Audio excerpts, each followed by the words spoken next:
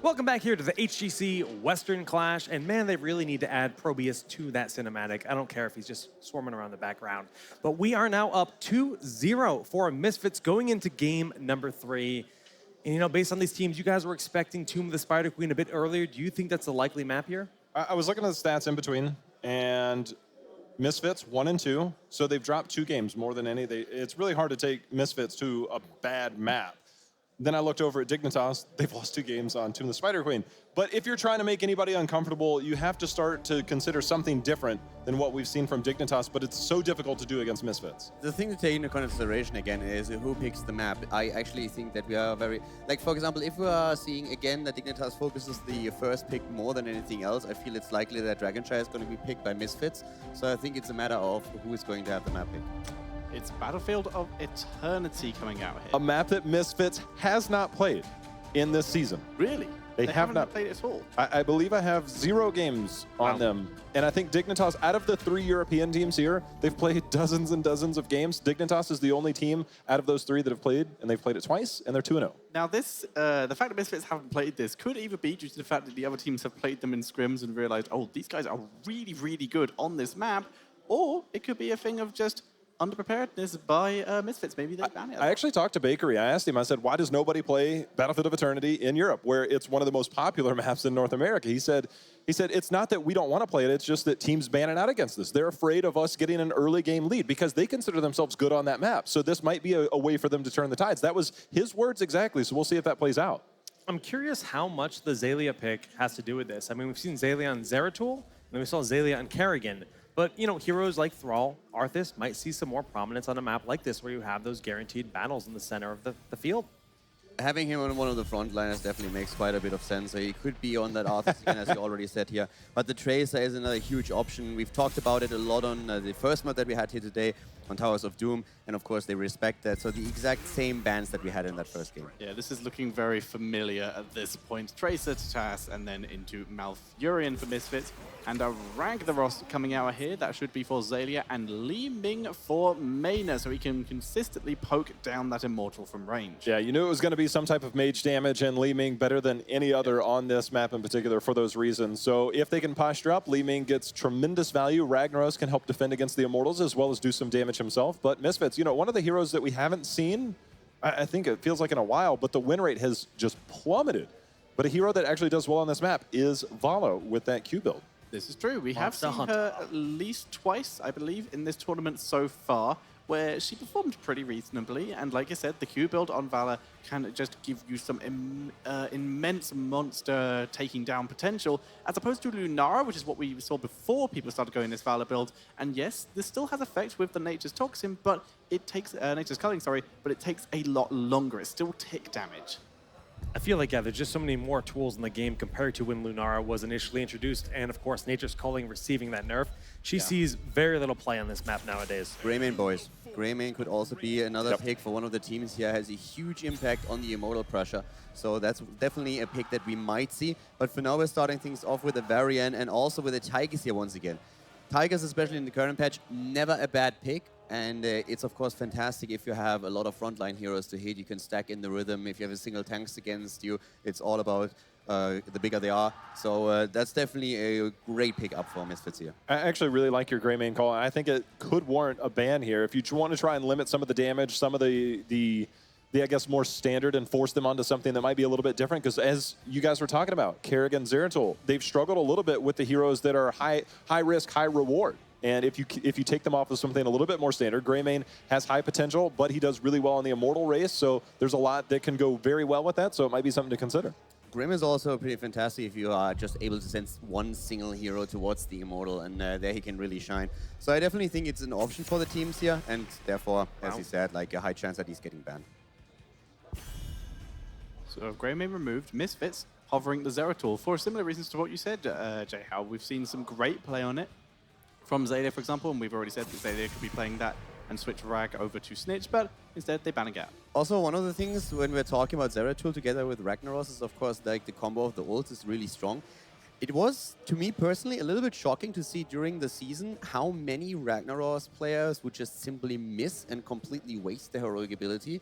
It was really fascinating. I never expected that in the slightest. But teams that have shown it here as a combo or even alone have a much higher rate of actually getting huge value out of it. So I think that Ragnaros in particular, when you have that on the opponent's side, getting rid of the Zeratul makes a lot of sense, so you just end up in that blow-up scenario again. I know we're on the side of Dignitas, but if you're on Misfits' side, I think this is a map where you consider Zarya. We talk about Li Ming poke potential. Arcane Orb, 8-second cooldown. Personal Shield on Zarya, 8-second cooldown. The ally, 12-second cooldown. It does really well against Li Ming, does really well against predictable mage damage, and if you're worried about losing the poke war, Zarya deals with that pretty well. Well, Dignitas will go for the Muradin Falstad, giving them the one global so far in this. And the Muradin, we've seen a lot of that from JPL, looking very strong. And of course, you have the flexibility. What are you guys expecting for the Snitch hero? He's going to be on false. Yeah, the Falstad. Yeah, he will be playing the Yeah, they just have to because support they have Mana. It's just Bakery left Oh, to right. pick 4, which they do have plenty of options here. Wouldn't be too bad to see the Karazim come out again. Iron Fist, very effective at taking down that Immortal very quickly. I have to say one thing though when we're looking at the draft. What I like way more what Dignitas does here in general in the drafting compared to what they did throughout the season, they prioritize the hero for Bakery less. If you can pick up Malfurion first, of course, by all means, go ahead. But oftentimes we see them really going for another healer even so super early in the game when he doesn't have the biggest synergy with that draft, just because they want to have like one of these comfort heroes. Them actually going for different heroes first and saving support for last, since they realize there's no threat against supports, I like that a lot. Need a solo laner, old school hero. Sonya could be considered. Could be Nazebo coming out and a Nubarak. So a little bit similar to the first draft, only difference being Tychus instead of a third tank.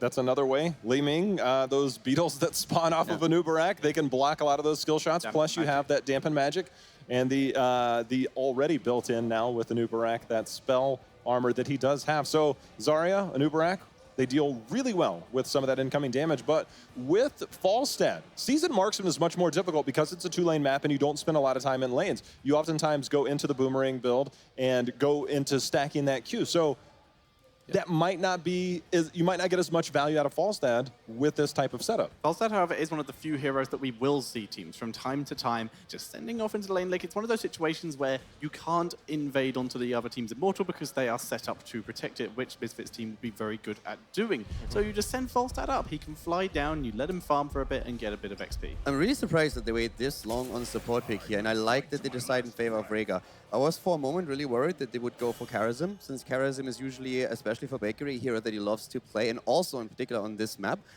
But the problem with Karazim is simply, we have so many situations in which you will need that cleanse early on. You can't wait for the 16. Of course, if you get to 16, Karazim is absolutely fantastic in that situation. But I don't think that they can drag the game out long enough to make that happen. So I'm very relieved to see that it's Rhaegar that they're picking. I mean, in North America, we do oftentimes see people go for the Karazim for basically the damage you can put out onto the Immortal. It's just very effective. But yes, I'm with you on the cleanse. I was thinking on the Karazim. I was thinking because, like you said, the Immortal damage, and also due to the fact that Nazebo is probably going to run Superstition again, and the Iron Fist is going to kind of wreck that. Picado is 100% right. The cleanse is just too important when you're against a Varian and then Nubarak. Yeah, and also the Malfurion to lock you down even more. So I think you really need that on level 7, or you're just dooming yourself in these situations. I mean, overall, how do you guys feel about these drafts? Who do you think has the better draft for Game 3? Misfits. They've done so well, countering a lot of what Dignitas is known to do. That I said it leading up to this event, is that Dignitas is somewhat predictable, especially with Mene, always playing mage damage. If you can play around that, they drafted early, you can hit on that back side with something like an Anubarak. Okay, Dread and Gillyweed take us straight on in to game number 3 to see who we will have or if it will continue on. Game number 3 of this best of 5 in Team Dignitas' life, at least in the winner's bracket, is on the line here. 2 games down against Misfits. But they have a poke comp. They also have Falstad to be able to split off and soak pretty easily, but fly in if needed. What do you think the aim of Misfits comp is to do? It's pure defensive. They really want to play on the defensive side, look for Dignitas to move up and try and get some damage. That's when they're going to be overly aggressive, especially point 4. Oh man, post 4. But there is We're something I want to know. struggling here. Yeah, it's a goodness. Words are hard. So one thing I do want to note though is because there is so much committed to the defensive on the side of Misfits when it comes to the Immortal race, and so little committed offensively, and then having the fall stat, if Dig is very patient, there's no reason for them to force anything. If it go bow for bow in the race, Dignitas will win. If you do not, and you just want to go for that poke, like the Nazebo over the long run is the biggest fear, and the spiders just doing way too much damage. But if they can avoid getting wrecked by the spiders, Falstad should lead their experience so high up because of the overcommitment to defense on the side of Misfits draft. When we talked about the poke that Team Dignitas have, which is very, very good with Mene, you said it all comes down to what he picks at level 1. He has gone for power hungry, so getting more ability power and mana from region globes. Were you hoping for astral presence instead, or is this what you were looking for? So it depends. He can go for either one. You have to at least go with one of the 2 mana when your opponents are going to go overly defensive. If he goes power hungry, then he has to absolutely make sure he can capitalize. When Falstad is side soaking, he needs to make sure he runs in, he grabs that globe as well. If he's not going to and he wanted to overcommit to it, the offensive, Immortal race, then in fact he could go with, the astral presence. I think Astral is probably safer overall, but it's not a must-have. Dartmark being slowed down, but has Burrow charge. Flight? Get away, here comes the fly though. Do they have the damage here? I don't think that's going to be the case. The W still hitting, and it looks like first blood here for Dignitas, but that's a huge root. Li Ming goes down, Bakery rooted. What a turn for Misfits to get 2 off of that kill. It started out good. Snitch had Lightning Rod right away onto a new Barak, but out of that, Nazeepa went down in the top lane though, so that's going to help Dignitas even things out. Both teams though, starting to get closer and closer to their level 4 talents as the first Immortal phase has begun. Yeah, but that little bit of damage here that we do see Misfits, they're able to pick up is actually huge, considering the fact that, again, they have a very defensive team overall. Yeah. But again, I think Dig should be very comfortable playing defensive, buying time, not committing anything to a race. Ragnaros has dominant wave clear, and then you have the fall set for the global side soak. So it's going to be a 1-3-1 split on the side of Dig, and if things get hairy, collapse the Ragnaros, fly the fall set, and you're looking to gain that XP lead. Snitch, though, got his barrel roll interrupt, but he's going to be just fine for now. The teams know that after the halfway point for these Immortals health bars is hit, they're going to switch into the safe position to attack, at which point, if Dignitas are really far behind, they do have a lot of damage dealers, so they're going to head straight to the point where they can throw out that damage. Even Falstad coming in, maybe to help. Nope, it looks like they're going to keep Ragnaros and Falstad and just play the patient game. Even if they lose this Immortal phase, they're getting ahead in experience, and they're just going to bring down the shielding as much as they can. I would have really liked to see a different 4 for Bakery. Specifically, he was going, what we commonly see with the Feral Heart, looking for that mana regen. And it's totally fine when you're kind of dancing around over the long run, but I feel like Nazebo is just going to constantly be throwing out Qs onto the Immortal left and right, and so that is going to lead to, I feel like, a must-have at 13 going into Tidal Waves, and the most value out of Tidal Waves then is going to be, I believe it's Spirit Walker Grace at 4 there to get the mana regen, or excuse me, mana cost reduction onto the Q alone. Right. That being said, Bakery, we'll see how this works out for it. Yeah. It will allow him at least to make sure that he has the mana from there and the health regen too. But Xaylia has used Molten Core to try to siege down this Immortal. Misfits get the front wall. Now, how much more effort do they put into this push is the real question. This Immortal's still fairly healthy, but it has moved into melee range. Zombie dives in. No catch just yet. It was a nice zombie wall to follow, though. Yeah, that zombie wall was very close to being a playmaker. Talking about that, though, JPL does hit the stun. You see Mene throwing out the spells, looking to make it happen. Orbs up soon. Throws it out. Nurok, can he get the stun? He makes it out. Less max range! The Q from Snitch connects, and they get the kill. Great heals from Bakery. Makes Snitch get his way out of here.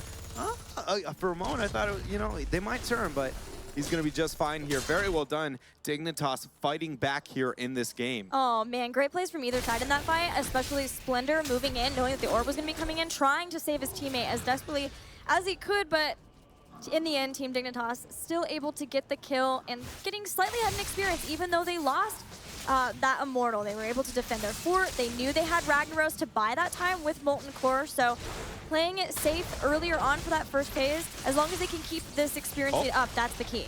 Oh, good dodge there coming out from Dark Mock. But good pressure as well. But I like that Dignitas is, trying to force the issue, kind of control the map a little bit, especially with that camp pressure that's happening towards top. Because, I mean, Misfits wave clear outside when Nazebo's not there, who has to match the Ragnaros, because Ragnaros 1v1 is just so good that they can really kind of accent their four-man being overly dominant, though. You don't typically think of either of these drafts as like, oh yeah, the four-man is so hard to deal with. There is a pretty significant advantage here. But Dignitas, they're backing out. They want to set their eyes on to the Shaman camp. Both teams looking to time it with the map objective. And Misfits moving into position to do the same. And 13 seconds until the Immortals spawning. Team's very close in experience, so nobody gonna have this big heroic ability, at least at the start of this, but either team could make the right plays to get into that spot with this next Immortal. Yeah, and so I'm going to be keeping track of the Widowmakers there at level 1 because this is, a Nazebo stacking dream at this point into the game. And look at that poke that happens, right? It's just 1 Q onto the Immortal, so much damage output. And that's my fear is when it comes to some of the heroes and some of the poke potential, because it's going to be defensive, and then watching Yurok look for that poke on this map. And so Dignitas has really kind of put themselves in a tough spot into the draft, knowing that Rhaegar is going to be one of the weaker supports when it comes to healing with that raw, just split poke out of Nurok. It's very difficult spot for them to try to move in. Because of where the Immortals are, there's a much easier time for Dignitas to be able to poke from long range with that Li Ming, so Misfits have to move out to keep Dignitas at bay here. And Nubarak is now collapsing, which means Ragnaros is going to be there. So a small window for Misfits. They need to be aggressive onto the Immortal. That's the case. Blumby comes in as well. Dwarftoss out there of the zombie wall. Ragnaros is now making the transition down, but Zaylia, it's a little too late here. You're not going to be able to stop the halftime show. Stun comes out. Stormbolt, though, on Darkmoth. And Big Orb connects with Blumby. But yeah, that was so well played by Misfits now. They are behind. They want to get as much damage as they can, and again, because they're running out of time. Team Dignitas, with this constant soaking, has almost gotten their heroic abilities, and Dignitas pushes back Misfits. Yeah, and so we now see Dignitas, the plan working. The 1-3-1 is paying off here as they're going to win the race to 10. But they need to make sure that during that race to 10, they win the actual Immortal, and that time frame, I think, is going to be a little bit too small, considering Tychus is already soaking there onto top. And, 10 is yet to be achieved here for Dignitas after they committed so many resources to just winning the game of experience. Yeah, nobody's even moving into position yet to siege down the Immortal of Misfits, who are still getting poke in where they need. Heroic abilities are here. Avatar instantly popped for JPL. Jumping after Blumby. Orb connects. Oh, He goes away. It was a wave of force. Knocks him out of Sulfuris Smash. That was... Oh, man, if you ever want to know what anti-synergy looks like, that, in fact, was going to be it right there, and it keeps Misfits alive. Nobody goes down in that skirmish. Ragnaros has backed out, but Nazebo's poke should be enough to make Misfits win this race, even without the 10. Dig has to re-engage. But they've committed 2 members there to the Immortal race themselves, even with 10 advantage. Dignitas here lose the Immortal. Now, how much can Misfits actually do with this Immortal? Will we see them soak somewhere else against it, knowing that they don't have actually, never mind, they just ramped up so fast in heroic ability or in experience with their heroics are now here, and they can take the fight if need be. Rough spot for Dignitas again, but they still do have Molten Core for the defense. Yeah, it is a very tough spot, and Molten Core is going to be nearly the only saving grace as we see it used here. The experience advantage is still in their favor, and that is going to be huge for Dig. But again, they have committed so much to that. The fact that they aren't winning that is only telling of maybe where the future of this game is going. Because it's going to hit a point where this, we're going to buy time. The Immortals are looking at your keep, and then they're going to be setting eyes to the core, right? That's just going to be the fort. But next time, we are looking more towards that keep, and that is the game-changing play. Because then Falset's always looking to get rid of catapults. And your split soaking is no longer the power play and experience. It's an absolute desperation play and a must. Oh, dive in on a JPL. Forces out Ancestral, so Jay wants to make something happen, but Stormbolt doesn't hit Hasuwa, dodges away from that. All of Misfits will run back, knowing that the entire time this Immortal continues to push on, takes down the front wall in front of the bottom keep for Team Dignitas. Looks like Misfits maybe centering their eyes towards this top 4. This is the best fight Dignitas is going to get right now. They should be looking to try and force this, and JPL looks like he has the same mentality. There's going to go the taunt. Ancestral is not available for Dignitas. They have to play this out perfectly. There's no saving heroic ability, and Xaylia. JPL has to jump out. Xaylia is by himself, so Furious Smash and the Q keeps him up. Bakery's there with the bite and the heal, but Stitch stuck into the zombie wall there from Nurok. Now Xaylia is on retreat. The nade, Hasselhoff's not gonna need it because in fact Splendor, I mean, between confirming kills, delaying, you know, any kind of channels, you can't let Splendor have Malfurion. It feels like the guy just is amazing. Every time he's on that hero, his Twilight Dreams, he's very patient with them. It's just really helping force that Misfits into the position that they have, and now it's going to be a level lead. Dignitas here. There is still a window to be able to come back. It's not completely out of their control. These zombie walls from Nurok have been incredibly impactful Yes. as well. And he doesn't even have the increased range to pull those off. So, man, this whole team, Misfits, playing out of their mind. Dignitas running out of options. The first has to be to get to 13. They're not that far behind. They will have to give away a lot of these mercenary camps to Misfits. Let Misfits play the map game while Dignitas gets that talent here, but they will have it for the next Immortal phase. Dignitas has to somehow force a fight away from the Immortal of Misfits, but without sitting on top of their own and getting poked by Nazebo. Like, it has to be a swift initiation somewhere in that middle limbo that we have here on BOE, and they need to convert it into pretty much a Death Valley and be successful with it in this next couple of moments, because again, we're going to see a very rinse and repeated approach to this beginning half, and it's no longer the watch us gain experience advantage. These are too important now, and so this middle area is going to be huge. The race is going to go 50-50. Yep, Dig to start that off, going up to the top. Misfits were looking like they maybe were even going to jump on Dignitas in that rotation, but instead playing it passively, getting to halfway. And now what? So Dig should look to make the race happen. If it goes even, they should be fine because Falstad wasn't with them in that last situation. Defensive posturing. Okay, so we are going to have a stalemate for a moment. The camp on bottom, Falstad's not going to get there to get the clear.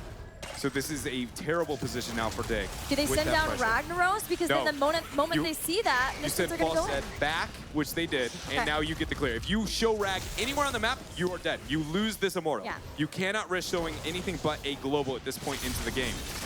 But it looks like Misfits is going to force there, knowing Snitch is not here yet. He's looking to get the flight, looking to join. Garg is going to be popped in the Immortal solo. Can the Gust force here? Snitch is He's getting caught. killed. Darkbox chasing after him. Snitch will be away for now. Still has his Gust. The only heroic abilities burn there, Gargantuan and Avatar. Bit of an annoying spot for JPL not to have that survivability heroic, but there's still ancestral healing, and they have that if JPL gets caught again. But Snitch going after Darkbox, who has Burrow out. Yeah, Darkmock has to get the burrow out there, but the camp still exists here in the bottom lane. The Shaman just was removed, so that keep is going to be fine for now on the side of Dignitas. Dignitas can't fight on the Immortal. Again, the composition of Misfits is just absolutely insane. And with, you know, the front line are so fine at just accepting a lot of the damage coming out from Mene here that it just seems like it's just waiting for Dignitas to get bored, and Misfits is going to move up and proceed to feel the wrath of Nurok. The Odin, though, this is where they want to fight. This is for Dig. Ancestral, and JPL jumps back in. Snitch is there, moving on to Darkbox. It's hard to figure out who to attack. Darkbox always has those escapes. Also moving in, they want to just do as much damage. Gargantuan once again, and this will claim the Immortal. The Immortal once more with 50% shields. They do not have Odin to siege up with. The taunt is going to be on, or is going to be available, but Garg not there as well. Both of those are probably their better sieging tools. That being said, it's still most likely going to be a keep here. It's such a strong Immortal, and they're going to get some 50-50 split, saying, you know, you respond to top or you respond to bottom. Dignitas either forces the fight this absolute second or they clear top. And it looks like they choose the fight. Very risky. Flight, Snitch gets caught in the flight, has to barrel roll over the gate. Barely does so. Gets the burrow. He doesn't confirm the kill though. Snitch on retreat. The Locust Swarm just within range. Keep in mind, we still have an Immortal moving through top. Everything seems to be crumbling here for Dig, as Misfits is going to be closing on 16 and may even look for a double keep now. They're definitely taking down this one. Immortals starting to get into position to siege down the top, and Dignitas move in. Misfits are going to force the issue, knowing that 16 is so close to here. There it is, 16 talents. Disaster strikes for Dignitas, but Falstad's up in 10 seconds. Dignitas put themselves in this position. They volunteered for that fight that was potentially game-losing. The taunt now comes out. The root is the follow-up. Is Bakery there for the heals? Cleanse used. Dwarf Toss out. Now we see Snitches up, but no Gus for 18. Can they get them off? Nurok goes down first. 60 onto the core. Splendor is now the 50. focus. Can they get the resets? We're looking at 40. Odin's down. 35. They cannot do it. 30. The resets. But guess what? There is not a single fort down. Dignitas just can only open up the map. This is not game by any means. Misfits, they gave them experience. That was the only thing they lost. That is fine. That was a beautiful decision on the side of Misfits. It's very comforting knowing it's a double keep in 30% core. Yeah, it's basically checkmate. It's all but checkmate. Yes. Because Team Dignitas, if they can't somehow make massive plays in this amount of time where Misfits is down, if they can't continue to take the fight, then the next Immortal phase, they always have to be worried about the back door. Yeah, no, JPL barely is going to be able to make it out. The bottom port is obviously not going to be easy to set their eyes to. Just backing out, painting the map red is in the best interest here of Dignitas. They got as much as they possibly could. And that is, you know, the benefit of winning every single Immortal before. Yes, Dignitas, they did gain the experience advantage, but, you know, that 9 to 10 window, when they missed the ability to either get the initiation or commit to the Immortal itself, they really, you know, accepted kind of to put themselves into this position, you know, and their decision-making hasn't wavered. They were willing to take the other one that was a major, major risk. And if it did not work, things were going to get even worse against them. So Dignitas themselves, through decision-making, I feel like they have to understand that their choices need to be more effective and more hasteful if this game is going to change, because otherwise it's just... Isn't there just one choice from now? You have to keep fighting? You have to push out? You have to keep fighting. Okay, so it's going to get weird. Yes, you do have to keep fighting. It's going to be the main one. So the first step would be there's a lot of pressure on top. I would force pushing on bottom through the fort as much as possible right now, because you know you're going to respond to pressure on top. Maybe even look for the Immortal. You have to do one or the other. You either push the fort or you get on the Immortal right away, because you know Misfits has a absolutely huge advantage. It's going to be responding here at top. It's going to top. They're now moving on what looks like going to be the Immortal, but now they only have, what, 10-second window? Falsta's gonna probably go back to deal with that mercenary There kip it at is. some point. Here's where they tried to force for the fight. Watch the Falsta to see if he flies in. He is going to do so. There's the fly. Barrel rolls immediately because of root from Splendor. They move for damage. Taunt goes down onto JPL. The stun is there. Warbringer bringing the pain. Ancestral is still available. Patience here shown from Bakery as the Immortal now falling down. Not going to get kicked into halftime yet. JPL getting desperate. Ancestral use, full value. The slam, beautiful dodge there. Splendor is getting flanked though. Splender's in trouble. Ragnaros throws out Sulfurous Smash. Does damage, but doesn't stun. Nurok's the one. Has to ice block on the point. They're trying to bring him down. But it's kicked into halftime show. Mene actually goes down onto the backline. Now Murden shares the same fate. Nurok keeps himself up, so 2 members down. Misfits goes in, getting now 3 members. Snitch and Bakery, the only ones to deny the core. Gust is up, but I don't think it's going to matter. There's a beautiful dismount. They're going to wait for the shielding to go down. They're going to look for the Gust, but no matter how hard you min-max this, I don't think there's a way. Nope. This is going to be the end of Team Dignitas in this series. Misfits, for the first time, taking out Team Dignitas in a best-of-5 on a LAN setting. And they will move on Yeah. in the winner's bracket.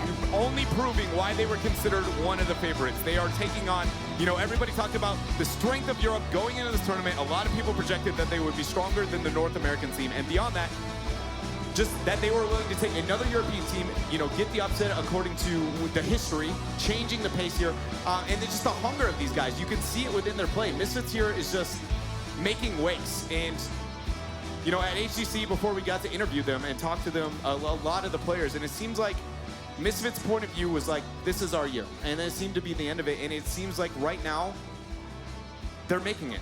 They are. They're very much going to make it their year. They weren't at all satisfied with their victories over Fnatic and Team Dignitas, even in HGC. It wasn't enough. They wanted the victories here. They want the absolute victory here of taking this tournament. And a lot of people have hypothesized that it is the tournament that they will take. But Dignitas, they aren't out of it yet. They will move down to the lower bracket to face Gale Force Esports later on this today, even. Yeah, they are going to, you know, have to prove they still have the strength to maybe take out North America if they want to have a shot here at the Western Clash. It'll be awesome to see that moving forward, but it's exciting. It's exciting when a team is as hyped as Misfits and they meet up to it, you know, and it's very fulfilling here and I'm only looking forward to their games throughout the rest of it. Hopefully, for me, I would like to see them in the grand finals because it feels like it's very well deserved for them as a group and all the work that they made happen. All right, we are ready to hear from Hasuabs and Misfits. Down to Red Eye. Thank you very much, Skidder. Yes, Hasu, a very thoroughly convincing victory. And I think we'll start by saying there were a few experts that said, yeah, okay, Misfits, they're 7-0, but they played Dignitas early and they had a change of player. Has that put all the doubts aside now that you guys are the real deal? I think so. We won them twice, 3-0. I'm just a bit sorry about all the circumstances here. That Snitch feels so bad and there were so many breaks in between. So it doesn't feel like a normal win, but yeah, I guess it's unlucky that it's on the tournament day. First time you beat them in a best-of-5 at a LAN tournament as well. That's got to feel... You're getting all these monkeys off your back now, so does that feel like everything's come together at the right time and this is a championship-winning team? I think so, yes. And especially the first map, we had a very similar draft like we had in the online league, where they drafted Abatur Jaina and we went into the Anubarak. So we were really happy about the draft. Even though the game was close, we were sure that we would win it. And yeah, the whole set just felt good. Yeah, the first game was very tight, wasn't it? There were moments in there where Dignitas had a couple of level leads, you were behind, your positioning was a little off in places, some of the executions weren't good. How do you change that around? Or was it just a matter of being patient and waiting for the right time? No, I mean, we started being ahead on map 1, and then in the mid-game, I guess the concentration was gone for a while, for a few minutes, and then they had really good rotations. Like, the opportunities we gave them, they took it, and then they started to really snowball the map. But the last 2 or 3 team fights, I think, when it was even footing again, we started to win them. And yeah, I guess from there on, we had a lot of momentum. Like, it felt really, really good. Yeah, game 2 and 3 were much more straightforward for you. Talk us through them. I don't know what to say about it too much. I guess Anubarak was a good choice again. He's actually very strong against mages, obviously, and they have Mene, the best mage player, so picking Nazeebo and Anubarak is good to counter him. Yeah, very much fun as well. Looking forward, do you really mind too much who you get? I mean, we've got the North American versus EU battle going ahead in the other semi-final. Fnatic are looking strong, though. Is that the team that you would expect to come through to face you? Of course, they are the Europeans. And that's a nice way to end it. A little bit of feisty fight there from Hasu. Congratulations to you guys and to Misfits. Let's find out from our panel what they made of a thoroughly convincing victory for Misfits.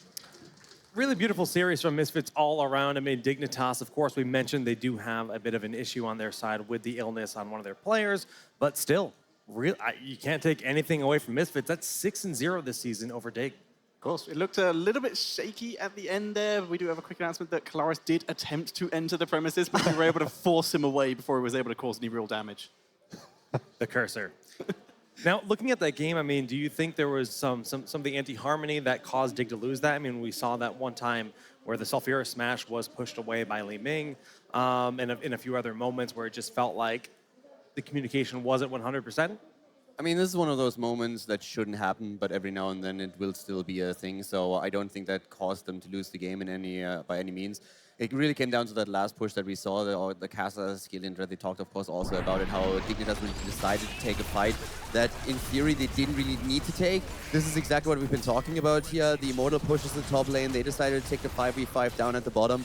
They lost that battle, so they lose both keeps 100%, and they nearly lost the core here as well. That was the moment that Tetra was talking about where Kalaris attempted to come in as we saw the core, did take a lot of damage. And, you know, Kaldor, you and I were sitting over here watching the game. We're pretty much like, yeah, you know, that much core damage. It's pretty much over. Both your keeps are down. And at this point, things were getting desperate. They did manage to save the core here, but it showed the desperation again after this when we went forward that you knew that something had to happen. So Dignitas was in a tough spot. At this point, if you have, like, if you're on Battlefield of Eternity, even if you're at even levels at this point, your opponent has lost both of the keeps and has taken so much damage on the core. The only way you are still going to win this game is if your opponent just like packs it up and hands it to you. There's like no other way. I mean, even if you just drag out a battle over the Immortal, your opponent's going to lose because of the catapult. So it's just like all you have to do is just not panic and not throw the game. Well, I mean, we obviously saw that fight where they nearly got it, and then towards the end, we had our final push with Misfits looking to seal the deal in that series. And, you know, when you've got catapults in 2 lanes, you've got the pressure on, well, they're going to look for the Immortal first. Yeah, there's some Kazuras in the bottom lane as well, just making it so that Dignitas are on a time limit to try and get something here. And you can see they're rushing it as much as possible, just keeping JPL as healthy as they really can afford to do. But Ancestral, like we said, like the caster says, getting maximum value, but JPL is going to go a little bit too greedy in this fight. And, well, Sulfura Smash didn't hit anything. You almost wonder, because we actually talked about, like, Li Ming is the ultimate difference maker. Nurak was low, Blumby was low, Splendor was low. You've got to think that if you get one reset there, that looks like a completely different fight. So they just weren't on the same page to get that right focus targeting to get that reset. They very nearly did. They tried to use a wave of force to kill off Nazeebo, and he was able to perfectly ice block it. It was so sick. And another thing is also that we saw, I mean, Damo played absolutely fantastic here in the Nubarak. He was always in the backline, and it must have been so annoying for Bakery, for also, of course, then Li Ming to deal with this, since he was always chasing them down. And they are totally crucial heroes for this composition, so they had to try and somehow sneak past him and still get their values worth in these situations. And Darkmoor was just always saying, no, it's not going to happen. I'm going to shut you down every step of the way. I'm curious how much of that has to do with Muradin, right? I mean, Muradin is really good for getting in and locking down one target, but when you have to deal with, you know, multiple heroes diving in on your team, he isn't necessarily the best at getting that target off you. It is tough, but what we saw from the Muradin games in this series were actually pretty impressive. It was just a matter, as you said, dealing with so much that was going on, and Misfits really did well, I think, drafting. We heard Hasuops talk about it. We know, he even acknowledged the fact, Mene loves his mage heroes, so they drafted heroes like a Nubarak, things like that, to really counter a lot of what Dignitas does. So it's almost like a blueprint. They are 6-0 now, and the blueprint is out on a team like Dignitas. I'm not saying it's perfect. Dignitas is a really good team, but Misfits appears to have their number right now. One of the things that I want to throw in here is that Dignitas themselves said, with Xaylia right now, they're getting stronger and stronger. They feel they are at 65% of their potential. So they are very well aware that they are not coming into this and saying like, okay, we are currently on the top of the world. We're the team to beat. And we are like on Super Saiyan form at this point. So right now, they know there's still room to work with. And that's what we're going to see coming into the next tournament, going into the next phase of HGC. Misfits, on the other hand, these guys are fantastic, and they just showed that. I mean, I'm just picturing Xaylia with the Super Saiyan hair. It's perfect for him, and I need that Photoshop in my life. So thanks, guys. Hashtag HGC, tweet it to us. Yeah, very much so. Head to Twitter. Tweet us your best Photoshops of Xaylia going Super Saiyan, and of course, who you'll think will win the next series. We've got... Mena. I mean, can we please have the Super Saiyan, Mena? Am I the only one seeing this? I'd like to see it. Do it. But up next, we've got Tempo Storm going up against Fnatic here. NA versus EU in the winners semifinals. Stay tuned. We'll be right back.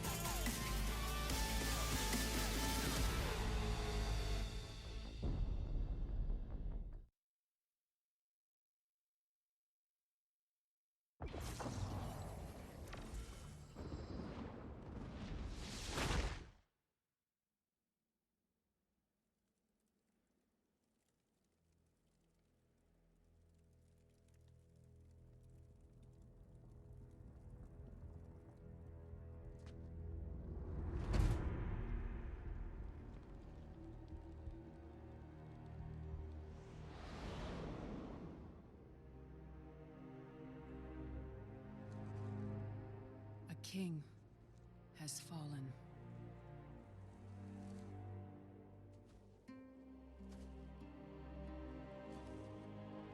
A father. A friend.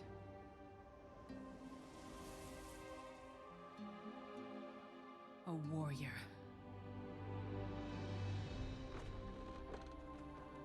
defender of the Alliance.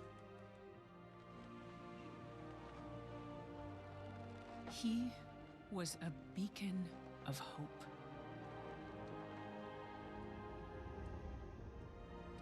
A leader without measure. A man who would never accept defeat. He was our shield against the storm.